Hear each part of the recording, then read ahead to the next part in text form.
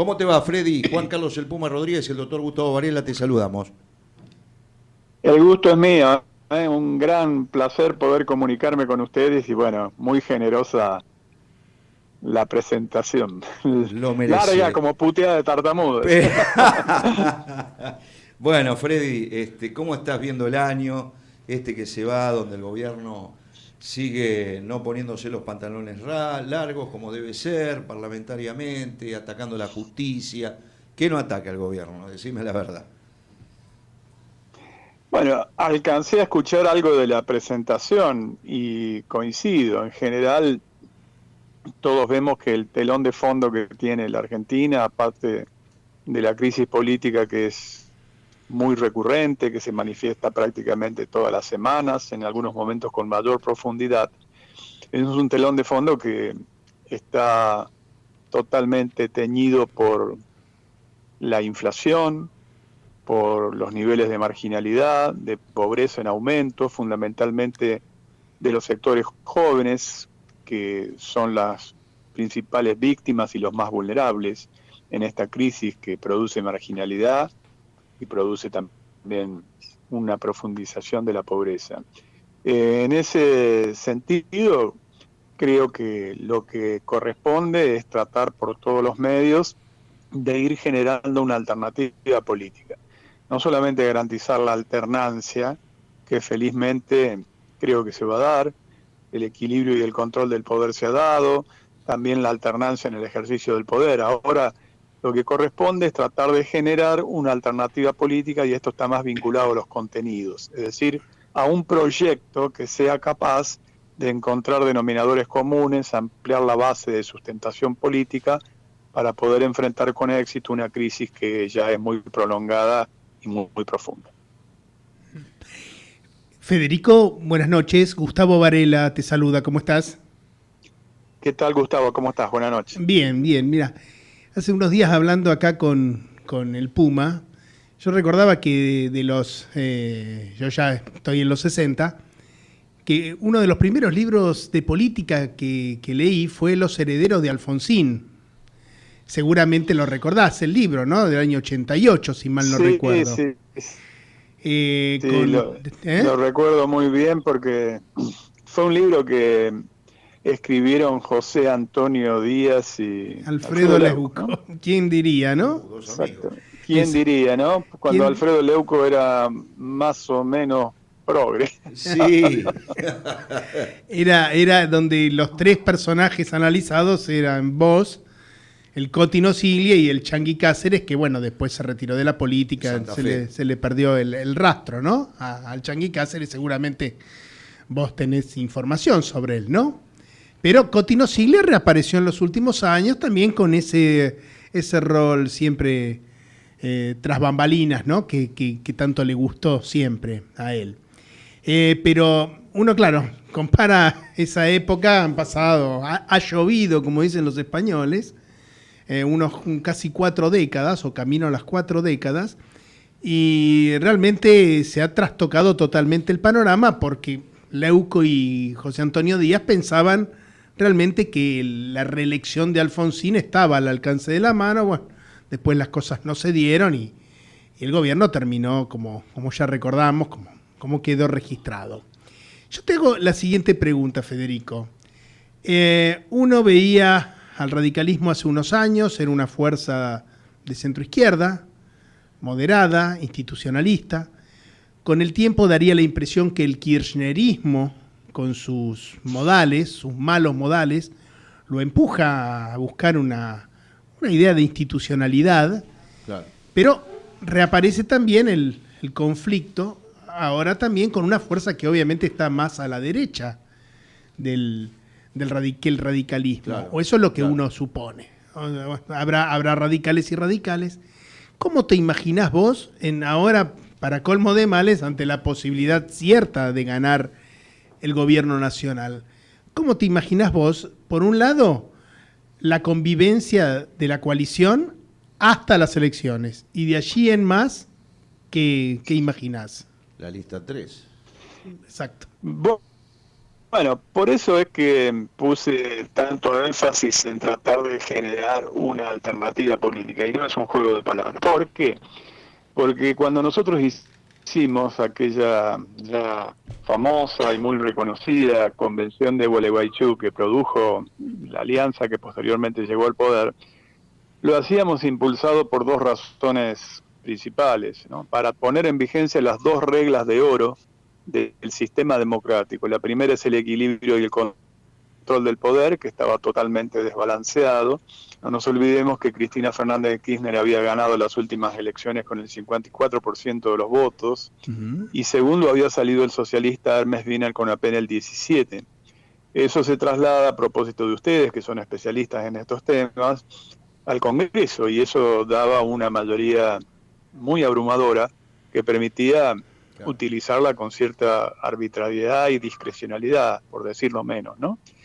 Y la segunda es que si no hay alternancia, hay una tendencia a la hegemonía, y cuando hay una tendencia a la hegemonía, hay una tendencia a degradar las instituciones, como finalmente ocurrió, como vimos que empezaron a surgir muchísimos actos de corrupción, de falta de transparencia, y por lo tanto esas dos reglas de oro había que ponerlas en vigencia. Lo logramos, se consiguió el equilibrio y control, y se consiguió garantizar la alternancia. Pero, así como digo esto, también señalo que quedó una asignatura pendiente porque nunca hubo un gobierno de coalición.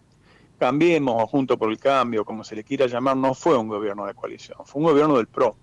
Y allí hubo una corresponsabilidad. Por un lado, la falta de voluntad política del PRO, que no quiso hacer un gobierno de coalición. Recordemos que Macri hablaba de que tenía el mejor equipo de los últimos 50 años, que la inflación era un tema fácil de resolver, que la pobreza cero, etcétera, etcétera. Y por otro lado, creo que las autoridades del partido en ese momento tampoco estuvieron a la altura. No supieron plantarse para reclamar no espacios de poder, sino un ámbito de debate de las políticas públicas esenciales. De eso se trata. Claro. Entonces contesto la pregunta. Puse énfasis en la alternativa porque nosotros creemos que vale la pena el mantenimiento de una alianza amplia, no solamente para ganar, sino para poder gobernar, en la medida que haya coincidencias desde el punto de vista político-ideológico. Y cuando yo hablo de ideología no hablo en un sentido dogmático, hablo de valores, de creencias, de ideas, en un sentido más bien amplio, pero esas coincidencias tienen que existir. Es un secreto a voces que dentro del PRO coexisten sectores mucho más radicalizados que prefieren una tendencia a aliarse con sectores que nosotros entendemos que son totalmente incompatibles con la línea histórica del radicalismo, por ejemplo, Milei, Esper y compañía, y otros que son más permeables a la posibilidad de construir con nosotros. Bueno, apostamos a eso, porque como dije antes, si la crisis es profunda y prolongada en el tiempo, lo que corresponde es ampliar la base de sustentación para poder enfrentarla con éxito. De eso se trata. Esta es una época, no solamente en Argentina, sino en el mundo, donde se expresan gobiernos de coalición, pero obviamente tienen que tener un rumbo, tienen que tener una orientación. Claro. Y Freddy, este radicalismo de ahora, con Mario Raúl Negri, con Rodrigo de Loredo, con Martín Lustó, con Facundo Manes, con Gerardo Morales, ¿vos lo ves que puede ser esa alternativa para el país en el 2023, de que la famosa lista 3 vuelva? Hay que ver cada lugar en particular. Yo creo que, bueno, Lustó es un buen candidato en la capital federal. Él manifiesta su deseo de competir. Sí, sí. Lo apoya un gran sector de la juventud, del radicalismo, Sí, y sí. en particular la Franja Morada de la capital federal.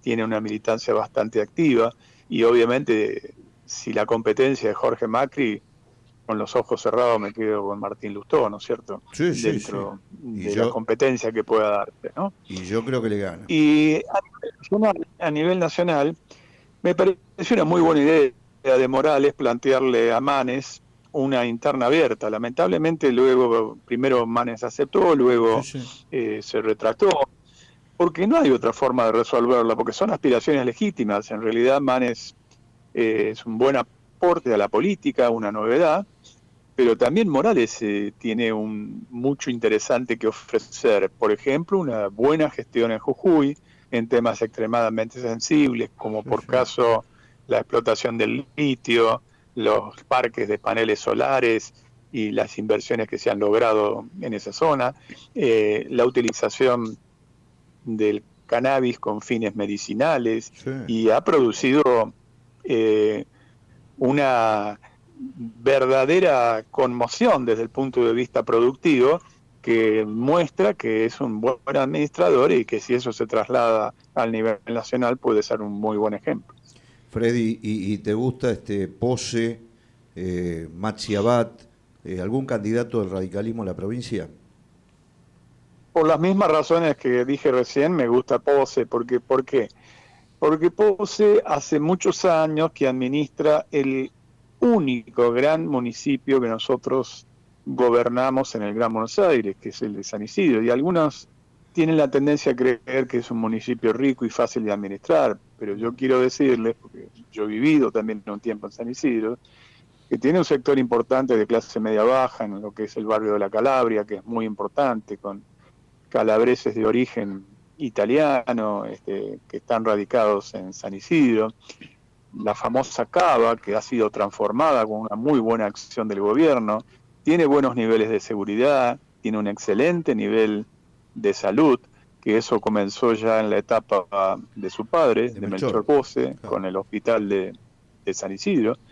Por lo tanto, yo creo que puede mostrar una gestión eficiente en un municipio grande. Y por lo tanto, mi preferencia claramente es que es más competitivo Pose en este caso que Abad, ¿no? Federico, una pregunta, digamos, te cambio el enfoque. ¿Cómo ves el conflicto larvado de poderes, o ya tal vez desatados, no sabemos, entre el Poder Ejecutivo y la Corte Suprema? Y de acuerdo a tu experiencia, ¿en qué puede desembocar este conflicto? Bueno, es una crisis institucional grave. Por supuesto que el primer desconocimiento del fallo que hizo el gobierno nacional no es admisible bajo ningún punto de vista. Cualquiera que hemos estudiado, y en mi caso también, que además soy docente de Derecho, una de las primeras cosas que nos dicen es que el famoso jurista, digamos, Hans Kelsen, nos enseñaba que hay que distinguir entre el Estado de Derecho en sentido formal y sustancial.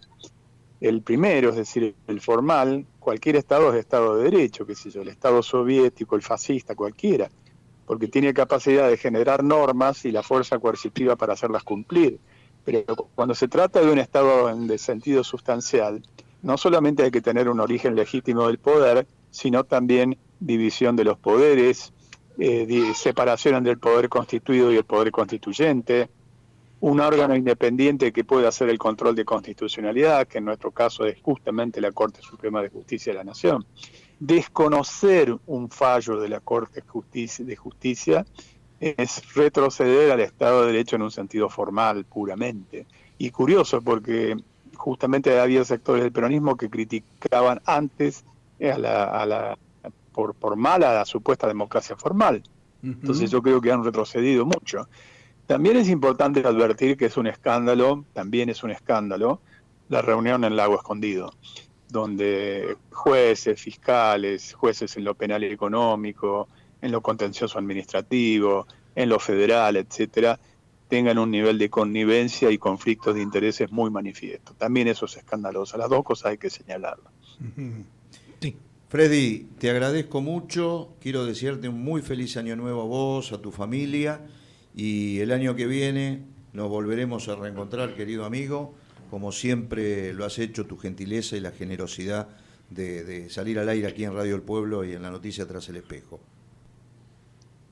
Bueno, muchísimas gracias. Les deseo un feliz año. Es un año que tenemos la inercia de la alegría futbolera y ojalá ese impulso se contagie todo el año que viene. Les mando un abrazo y felicidades. Igualmente. Muchas gracias. Así pasaba Federico Teobaldo Storani. Un lujo.